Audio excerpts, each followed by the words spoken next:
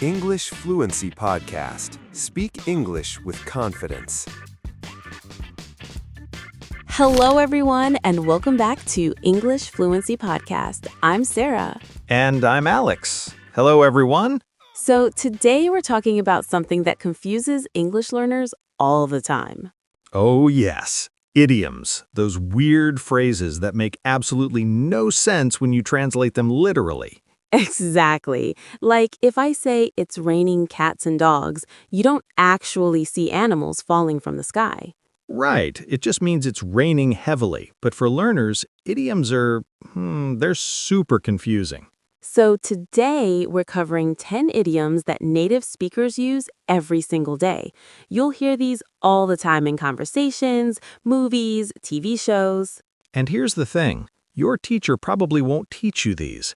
Textbooks focus on grammar, but real conversations, full of idioms. Exactly. So by the end of this episode, you'll know exactly what these phrases mean and how to use them naturally. And we'll explain where they come from, when to use them, and most importantly, when not to use them. Yes, because some idioms are very casual. You don't use them in like a job interview or formal email. Right. Context matters. All right. Before we jump into the idioms, let's quickly go over some words you'll hear today. Okay, here are a few words you'll hear in this episode. Some you've definitely heard before. Right. So we have word 1, idiom, a phrase where the meaning is different from the literal words, like break the ice doesn't mean breaking actual ice.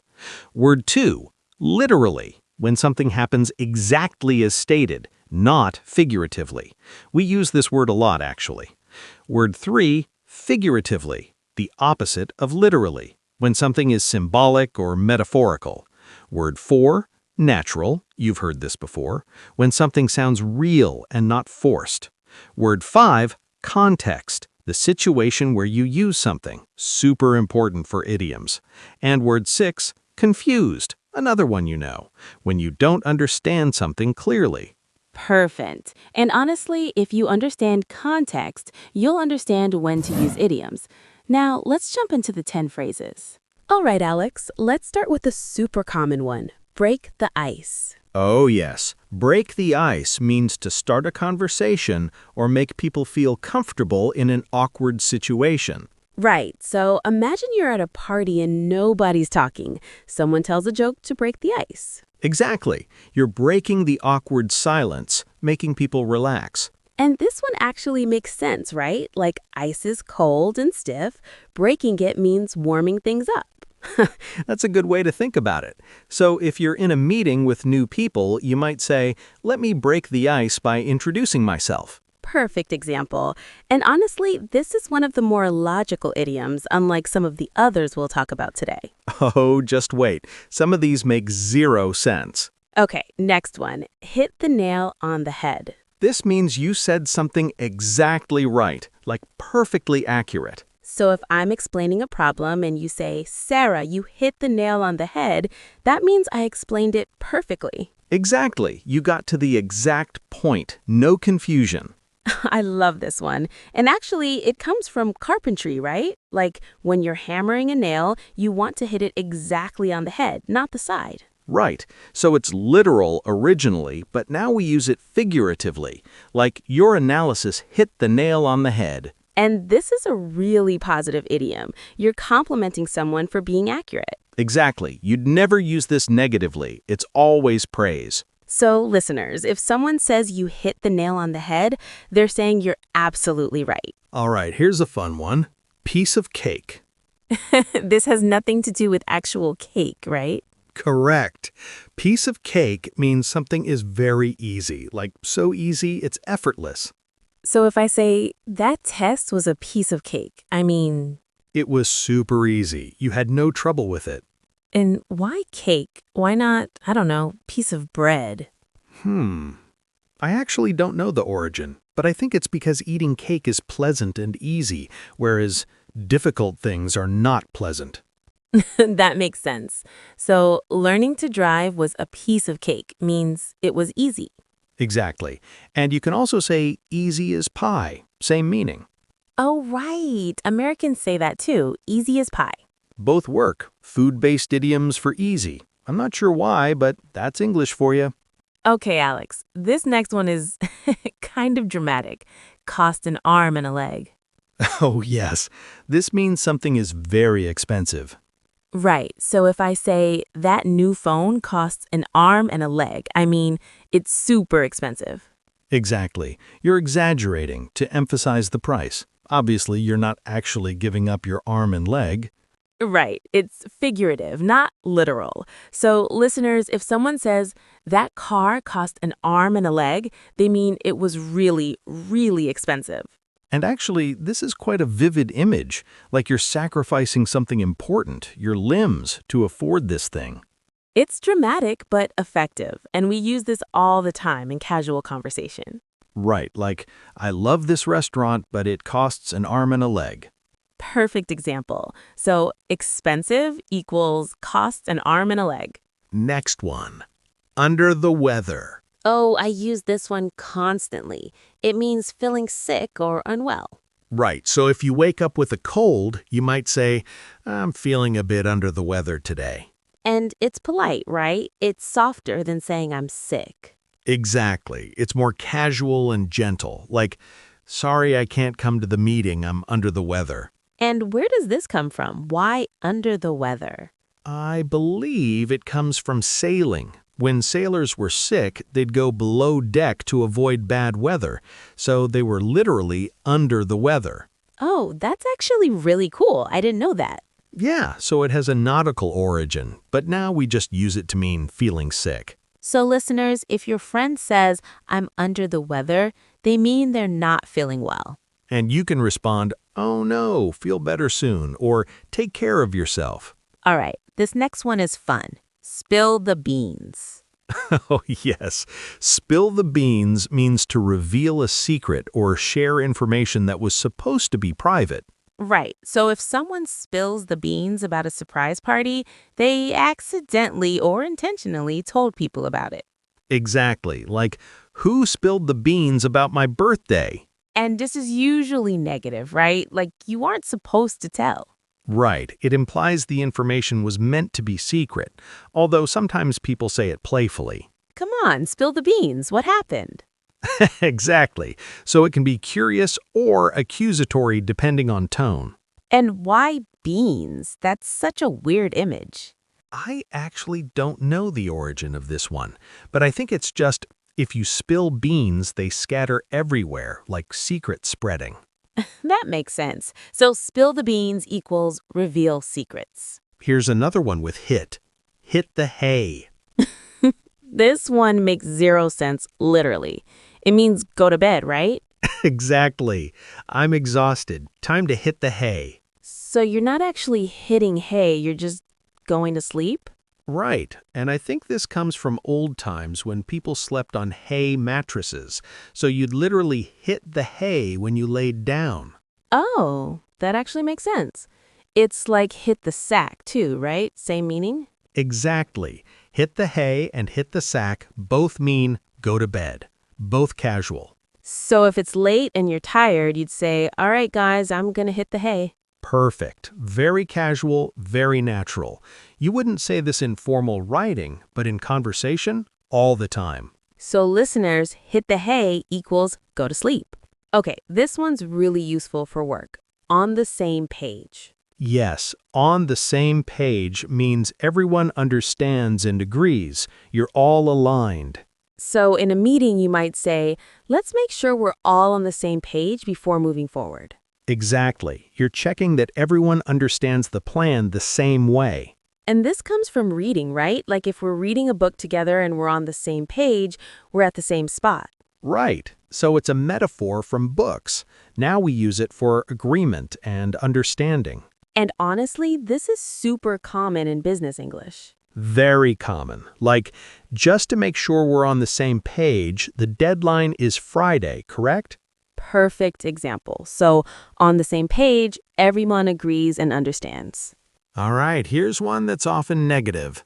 Cut corners. Oh, yes. Cut corners means to do something quickly or cheaply, usually sacrificing quality. Exactly. Like, they cut corners on the construction and now the building has problems. And why corners? Where does that come from? I think it's literally from cutting corners when walking or driving. Like, instead of making a proper turn, you cut across. Faster, but riskier. Oh, that makes sense. So, cut corners equals take shortcuts that reduce quality. Exactly. And you'd say, don't cut corners on this project. We need it done right. Perfect. So, listeners, cutting corners is usually not a good thing. Last one, and this is poetic. Burn the midnight oil. Oh yes, this means working late into the night. Right, like I've been burning the midnight oil to finish this project. Exactly. You're staying up very late, working hard. And this one actually has a beautiful origin. Before electricity, people used oil lamps. So if you were working past midnight, you'd literally be burning oil. Right, so it's very literal originally. Now it just means staying up late to work. And it's kind of, it has a bit of a noble feeling, right? Like you're sacrificing sleep for important work. True, it's not negative. It shows dedication. So listeners, if someone says, I've been burning the midnight oil, they've been working very late. And you can respond, wow, you must be exhausted. Or, I hope you get some rest soon. Okay, Alex, have you ever used an idiom with a non-native speaker and they took it literally? Oh my God, yes. So I was teaching English in Spain, and I told a student, you need to hit the books this weekend. And? And she looked at me very confused and said, hit the books? Like punch them? Why would I do that? Oh no! I know, so I had to explain hit the books means study hard, not literally hitting books. That's such a perfect example of why idioms are confusing. They make no sense literally. Exactly. And actually, she started laughing because in Spanish, they have weird idioms too that make no sense when translated. Right, every language has them. So listeners, the lesson is don't try to translate idioms word by word, learn them as whole phrases. Exactly. And actually, that's great advice. Idioms are chunks of language. You learn them as units, not individual words. All right, so we've covered 10 idioms, but let's talk about when to actually use them. Right, because idioms are casual. You don't use them everywhere. So here's the rule. Idioms are for informal situations, conversations with friends, casual emails, everyday talk. Exactly. Don't use them in formal academic writing, official business reports, job applications, very formal speeches. Right. Imagine writing in a job application, I've been burning the midnight oil to prepare for this role. It's not terrible, but it's too casual for a formal application. Better to say, I have worked diligently to prepare for this role. Much better. So the rule is know your audience. Friends, use idioms. Boss, maybe not. Although, in casual business conversations, some idioms are fine. True, like on the same page is very common in meetings. Right. So context matters. Let's do an example. You want to say something was very easy. 3 ways. It was very easy. Simple, clear, works anywhere. It was really easy. More natural, still safe. It was a piece of cake. Very natural, native-like, but only in casual contexts. See the difference? Same meaning, but the level of casualness changes. Right. In a formal report, use level A2. With friends, level B2 is perfect. Okay, Alex, can you show us what happens when someone takes an idiom literally? So, Sarah just told me to hit the hay. So, do I find hay somewhere? Should I punch it? Why are we hitting hay? That makes no sense. Oh my God, stop. You sound so confused. But that's how learners feel when they hear idioms for the first time. Literally hitting hay, spilling beans, it's weird. Exactly. So listeners, remember, idioms are figurative, not literal. Don't imagine the actual image. Right. Just learn the meaning and move on. Don't overthink it. All right, everyone, rapid review time. Alex, I'll say the meaning, you say the idiom. Ready? Ready? Start a conversation, ease awkwardness. Break the ice. Set something exactly right. Hit the nail on the head. Very easy. Piece of cake. Very expensive. Cost an arm and a leg. Feeling sick. Under the weather. Reveal a secret. Spill the beans. Go to sleep. Hit the hay. Everyone agrees and understands. On the same page. Do something cheaply. Bad quality. Cut corners. Work late into the night. Burn the midnight oil. Perfect. Listeners, if you got all 10 of those, you're officially fluent in idioms. Well, these 10 at least. English has hundreds more. True, but these are the most common. You'll hear these all the time. And remember, the more you hear them in context, the more natural they'll become. Well, that's all we have time for today. Alex, final thoughts? Just this. Idioms are part of what makes English fun. Don't be intimidated by them. Learn them one at a time, use them in casual conversation, and you'll sound more and more natural. Love that. Everyone, if you enjoyed this episode, hit that subscribe button, leave us a comment with your favorite idiom, or tell us one from your language, and share this with a friend who's learning English. And here's a challenge for you. This week, try using 2 of these idioms in real conversations. See how native speakers react. I bet they'll be impressed. Great challenge. And if you want more episodes like this, fun, practical, real English, make sure you're subscribed. We drop new episodes regularly. And comment below, which idiom was your favorite? Or have you heard other English idioms that confused you? Let us know. Next episode, we're talking about small talk secrets. What to say when you don't know what to say. Super useful for awkward social situations. That's going to be a good one. See you next episode. Take care, everyone, and remember, language learning is a marathon, not a sprint. Keep learning, keep growing, and remember, English is a journey, not a destination. I'm Sarah. And I'm Alex. This was English Fluency Podcast. Bye, everyone. This was English Fluency Podcast. Bye, everyone.